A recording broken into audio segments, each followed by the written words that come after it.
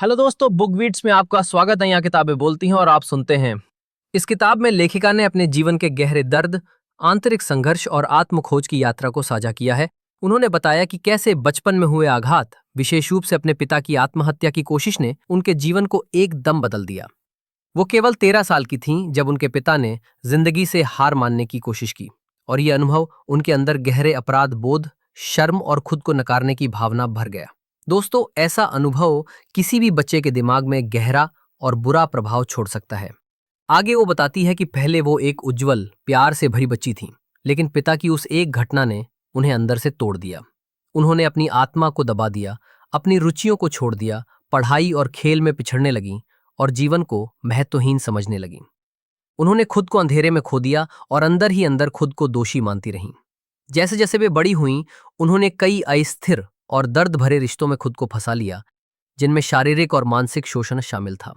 वे अपने आप को नष्ट करती रहीं, भावनात्मक असुरक्षा और आत्मघृणा में डूबी रहीं, पर बाहर से सब कुछ सामान्य दिखाने की कोशिश करती रहीं। कुछ समय के बाद उन्होंने आत्मनिरीक्षण किया और महसूस किया कि उनका अतीत ही उनके जीवन का मार्गदर्शक बन सकता है। उन्होंने खुद को माफ करना शुरू किया, आत्म प्रेम और आत्म जागरूकता को अपनाने लगी और अंततः एक नई शुरुआत की। दोस्तों, जीवन में बड़े बदलाव की शुरुआत अक्सर ऐसे ही होती है। जीवन में चाहे जितना भी अंधेरा क्यों ना हो, आत्मा की रोशनी कभी बुझती नहीं। जब हम अपने दर्द को समझते हैं और उसे अपनाते हैं, तभी हम खुद को फिर से पा सकते हैं। आगे लेखिका अपने गहन आत्म परिवर्तन और आध्यात्मिक जागृति की यात्रा को साझा करती है, जिसमें उन्होंने गहरे दर्द, आंतरिक टूटन और वर्षों की भावनात्मक पीड़ा से गुजरते हुए अंततः अपने जीवन का अर्थ और उद्देश्य खोजा। उन्होंने स्वीकार किया कि बचपन में पिता की आत्महत्या की कोशिश, अस्वस्थ रिश्ते और आत्मसंदेह ने उन्हें वर्षों तक अंधकार में रखा। लेकिन एक दिन, एक गहरे क्षण में उन्होंने खुद से और ब्रह्मांड से एक वादा किया कि वे अब अपनी आत्मा के मार्ग पर चलेंगी और इस दुनिया में प्रेम, सेवा और प्रकाश फैलाएंगी। एकांत में आई उस आत्मिक पुकार ने उनके जीवन की दिशा बदल दी। उन्होंने अपने पुराने दर्द से भागने के बजाय उसका सामना किया और उसे ही अपनी शक्ति बना लिया। उन्होंने महसूस किया कि उनकी आत्मा की सबसे बड़ी जरूरत थी स्वयं से प्रेम करना, खुद को स्वीकार करना और अपने भीतर की दिव्यता से फिर जुड़ जाना। जैसे जैसे उन्होंने खुद को समर्पित किया, वैसे वैसे चमत्कारिक रूप से उनका जीवन बदलता गया। उनके आसपास सकारात्मक और जागरूक लोग आने लगे। उन्होंने आध्यात्मिक साधना, ध्यान और चैनलिंग के जरिए ज्ञान प्राप्त किया और दूसरों की सेवा में उसका प्रयोग किया। धीरे धीरे उन्होंने अपने अनुभवों से कुछ शक्तिशाली सीक्रेट्स खोजे, जो जीवन को अर्थपूर्ण और दिव्य बनाने में सहायक बने। उनकी ये यात्रा केवल व्यक्तिगत नहीं रही। उन्होंने अपने पति के साथ मिलकर ऑथेंटिक लिविंग नाम से एक संस्था की शुरुआत की, जो आज लाखों लोगों को जीवन में आशा, प्रेम और उद्देश्य देने का कार्य कर रही है। वे लोगों को सिखा रही हैं कि कैसे भावनात्मक घावों को अवसर में बदला जाए, कैसे अपनी ऊर्जा और सोच को बदला जाए ताकि इच्छित जीवन की रचना की जा सके। उन्होंने ये भी बताया कि कैसे ब्रह्मांड और ऊर्जा का खेल, जिसे लोग मैनिफेस्टेशन कहते हैं, वास्तव में आत्म जागरूकता, इरादा और सही ऊर्जा से जुड़ा है। जब हम अपने भीतर की सीमाओं को पहचानते हैं और उन्हें प्यार से छोड़ते हैं, तो जीवन चमत्कारिक रूप से बदलने लगता है। दोस्तों, ये एक ऐसी किताब है जो बताती है कि जब हम अपने अतीत को अपनाकर उससे ऊपर उठते हैं, तो हम न सिर्फ खुद को बदल सकते हैं, बल्कि दूसरों के लिए भी प्रकाश का स्रोत बन सकते हैं। उन्होंने अपना जीवन उस सेवा में समर्पित किया है जिससे दूसरे लोग भी अपने भीतर की शक्ति और आत्मिक सच्चाई को पहचान सकें। यही यात्रा, यही बदलाव और यही प्रेम इस पुस्तक और उनके कार्यों का मूल है। लेखिका सनटेक्स सेंडर्स बताती हैं कि मैनिफेस्टेशन कोई जादू नहीं, बल्कि आत्मज्ञान, ऊर्जा और ब्रह्मांड के साथ समरसता का विज्ञान है। उनके अनुसार हम सब अपने जीवन की परिस्थितियां, चाहे वो सकारात्मक हों या नकारात्मक, जाने अनजाने खुद ही बना रहे होते हैं। लेकिन जब हम इस प्रक्रिया को सचेत रूप से अपनाते हैं, तो हम अपने विचारों, भावनाओं और ऊर्जा के जरिए अपनी इच्छाओं को वास्तविकता में बदल सकते हैं। वो कहती हैं कि उन्होंने वर्षों के अनुभव और दिव्य मार्गदर्शन से इस प्रक्रिया को एक नई दिशा दी, जिसे वे 8 रहस्यों के जरिए समझाती हैं। ये रहस्य केवल बाहरी सफलता या वस्तुओं को आकर्षित करने के लिए नहीं है, बल्कि उस भावनात्मक अवस्था तक पहुंचने के लिए हैं जहां भीतर से संतोष, प्रेम और अपनापन महसूस होता है। उनके अनुसार कई बार लोग किसी भौतिक वस्तु या रिश्ते को पाने की इच्छा करते हैं, लेकिन वास्तव में वे उस चीज से जुड़ी भावनात्मक संतुष्टि चाहते हैं। जब हम उस भावना पर केंद्रित हो जाते हैं तो वो चीज हमें कहीं अधिक सहजता से प्राप्त होती है, या फिर हमें ये भी समझ में आ जाता है कि वो वस्तु असल में जरूरी ही नहीं थी। लेखिका मैनिफेस्टेशन का पहला और बेहद जरूरी सीक्रेट की ओर ध्यान केंद्रित करते हुए कहती है कि अपनी भावनात्मक और ऊर्जात्मक स्थिति को पहचाने और उसे ऊंचे सकारात्मक स्तर पर लाए। इसके लिए दिन में 3 बार एनर्जेटिक चेक इन करने की सलाह दी गई है, ताकि आप जान सकें कि आपकी सोच और भावनाएं आपकी ऊर्जा को कैसे प्रभावित कर रही हैं। यह अभ्यास धीरे धीरे आपको अपने भीतर की पुरानी नकारात्मक प्रोग्रामिंग को समझने और बदलने में मदद करता है। चेक इन से आप ये भी जान पाते हैं कि क्या आप अतीत में अटके हैं, भविष्य की चिंता कर रहे हैं या दूसरों की भावनाएं ढो रहे हैं। जब आप भावनाओं को पहचान कर उन्हें पॉजिटिव दिशा में मोड़ते हैं तो आपकी ऊर्जा ब्रह्मांड के साथ संरेखित होती है और आप तेजी से अपनी इच्छाएं आकर्षित कर सकते हैं।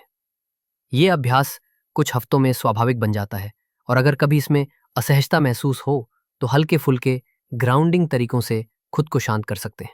ये प्रैक्टिस अंततः आपको अधिक जागरूक, स्थिर और मैनिफेस्टेशन के लिए तैयार बनाती है। सीक्रेट 2, नकारात्मक ऊर्जा और उलझे हुए विचारों, भावनाओं और अतीत के अनुभवों को समझने और सुलझाने पर केंद्रित है। लेखिका ने गुंझा हुआ मछली पकड़ने वाला जाल एक प्रतीक के रूप में प्रयोग किया है, जो ये दर्शाता है कि किस प्रकार पुराने विश्वास, बीते हुए अनुभव और नकली व्यक्तित्व आज भी हमें मानसिक, भावनात्मक और ऊर्जात्मक रूप से बांधे रखते हैं। इस उलझन का मूल हमेशा एक पहली गांठ होती है, वो पहला अनुभव या विश्वास जिसने नकारात्मकता की नींव रखी थी, और फिर समय के साथ अन्य घटनाओं ने उसे और जटिल बना दिया। खुद की ऊर्जा को सुलझाना सिर्फ भावनाओं को साफ करना नहीं है, बल्कि इससे हम अपने विचारों, प्रतिक्रियाओं और मस्तिष्क के पुराने तंत्रों को भी फिर से प्रोग्राम कर सकते हैं। लेखिका ये भी बताती है कि हमारी ऊर्जा को उलझाने वाले 3 मुख्य कारण होते हैं: पुराना प्रोग्रामिंग, वर्तमान की चुनौतियां और वे नकली व्यक्तित्व जिन्हें हम सुरक्षा पाने या दूसरों को खुश रखने के लिए अपनाते हैं। ये पर्सोनाज हमारी ज़रूरतों को पूरा करने की कोशिश करते हैं, लेकिन अक्सर हमें नकारात्मक ऊर्जा की स्थिति में बनाए रखते हैं। सच्चे परिवर्तन की प्रक्रिया आत्मजांच चेक इन से शुरू होती है, जहां हम ये समझते हैं कि हम क्या महसूस कर रहे हैं, वो भावना किस वजह से आई, क्या वो वर्तमान से जुड़ी है या अतीत से, और वो भावना हमारी है भी या हमने किसी और से ग्रहण की है। इसके बाद हम उस पर्सोना की पहचान करते हैं जो हमारे भीतर सक्रिय हो गया है, और ये समझने की कोशिश करते हैं कि वो किस ज़रूरत को पूरा करना चाह रहा है। फिर हम उस ज़रूरत को अधिक सकारात्मक और उच्च ऊर्जा वाले तरीके से पूरा करने की दिशा में कदम बढ़ाते हैं।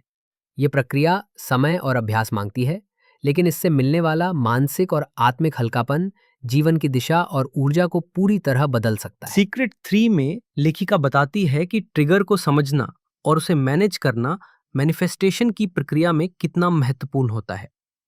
जब कोई चीज हमें इमोशनली परेशान कर देती है तो हमारा एनर्जी लेवल गिरता है और मैनिफेस्टेशन प्रभावित होता है। ऐसे समय में पैटर्न इंटरप्ट, यानी एक जानबूझकर किया गया मानसिक, शारीरिक या आध्यात्मिक विराम बहुत प्रभावी साबित हो सकता है। पैटर्न इंटरप्ट्स 3 प्रकार के हो सकते हैं: शारीरिक, आध्यात्मिक और मानसिक भावनात्मक। शारीरिक उदाहरणों में पुशअप्स, डांस या ठंडा शावर लेना शामिल हो सकता है। आध्यात्मिक में प्रार्थना करना, ऊर्जा को विजुअलाइज करना या आत्मा के स्तर पर संतुलन बनाना शामिल है। मानसिक और भावनात्मक में संगीत सुनना, खुशबू का प्रयोग या अपने अनुभवों को जर्नल में लिखना शामिल है। हर व्यक्ति अलग होता है, इसलिए कौन सा इंटरप्ट किस समय पर कारगर होगा ये आपकी खुद की ऑब्जर्वेशन और इंट्यूशन पर निर्भर करता है। लेखिका ने यह भी बताया है कि हर इंसान का एक लर्निंग स्टाइल होता है, विजुअल, ऑडिटरी या किनेस्थेटिक, और उसी के आधार पर पैटर्न इंटरप्ट्स का चुनाव करना अधिक असरदार होता है। सीक्रेट 4, आत्म प्रेम, सेल्फ लव की शक्ति और उसकी आवश्यकता पर केंद्रित है, जिसे लेखिका ने अपने चिकित्सा और कोचिंग अनुभवों के आधार पर समझाया है। इस सीक्रेट की शुरुआत उस अनुभव से होती है जब लेखिका ने चिकित्सा क्षेत्र में मरीजों की गहराई से और तेजी से ठीक होने में मदद की, न कि केवल तकनीकी उपायों से, बल्कि उस भावनात्मक प्रेम और स्वीकृति से जो उन्होंने रोगियों को बिना शर्त दी।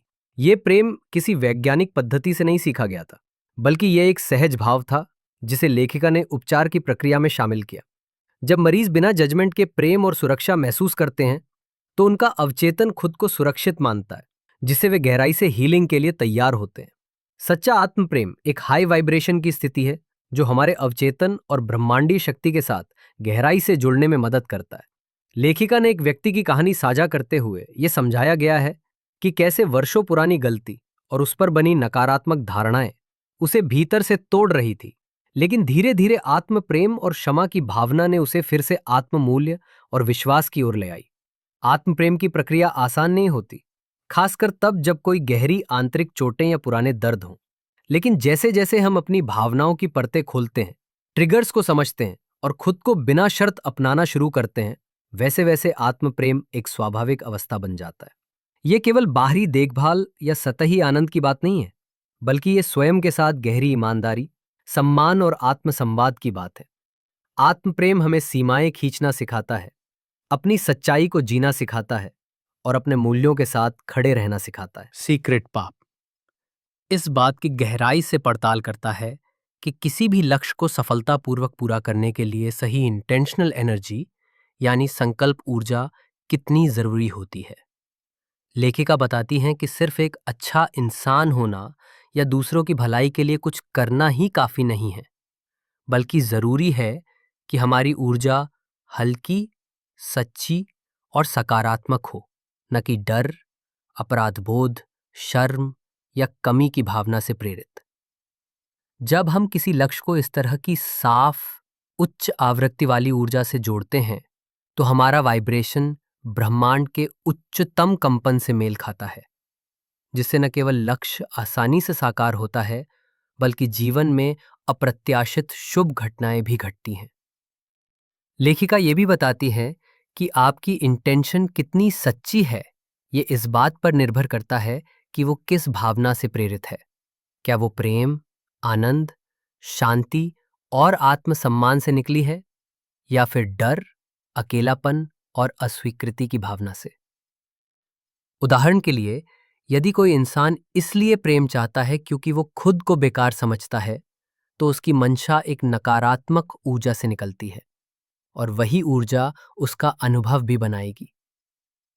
सच्चे संकल्प के साथ डिटैचमेंट यानी फल की चिंता से मुक्ति भी जरूरी है। इसका मतलब ये नहीं कि आप अपने लक्ष्य की परवाह नहीं करते, बल्कि आप उस पर पकड़ छोड़ देते हैं और विश्वास करते हैं कि ब्रह्मांड आपको आपके उच्चतम भले के अनुसार देगा। इससे आप तनाव और नियंत्रण की भावना से मुक्त हो जाते हैं, जो कि अक्सर नकारात्मक ऊर्जा फैलाते हैं। हर दिन के साधारण कामों में भी अगर आप अपनी ऊर्जा को जागरूक होकर हल्का और सकारात्मक बनाए रखें, तो आप न केवल अपने आसपास के माहौल को ऊर्जावान बनाते हैं, बल्कि खुद को भी स्थायी ऊंचे कंपन में रख सकते हैं। आपकी मंशा की ऊर्जा ही आपके लक्ष्य को जन्म देती है।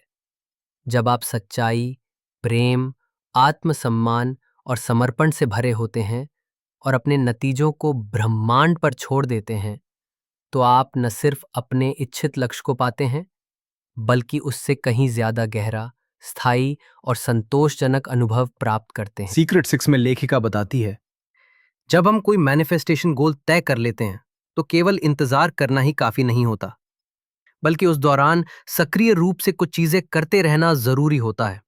रोजाना विजुअलाइजिंग करना, अपने इरादे पर ध्यान देना और साथ ही किसी भी नकारात्मक ट्रिगर का सामना करते समय खुद को ऊंचे ऊर्जा स्तर, हाई वाइब्रेशन पर बनाए रखना इस प्रक्रिया का हिस्सा है।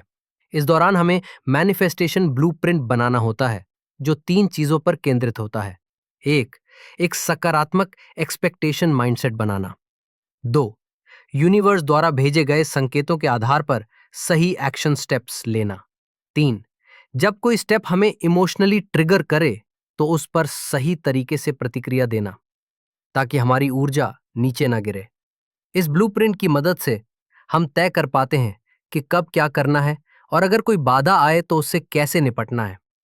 लेखिका ने कई उदाहरणों के जरिए समझाया कि कैसे लोग अपने मैनिफेस्टेशन गोल्स तक जल्दी पहुंच गए, जब उन्होंने अपने मानसिक और भावनात्मक अवरोधों को पहचाना और उन्हें हील किया। लेखिका ये भी बताती हैं कि जब कोई रुकावट आती है तो वो असल में एक फीडबैक होता है यूनिवर्स की ओर से, ये दिखाने के लिए कि कहाँ हीलिंग या माइंडसेट शिफ्ट की जरूरत है। ये एक संवाद है आप और ब्रह्मांड के बीच।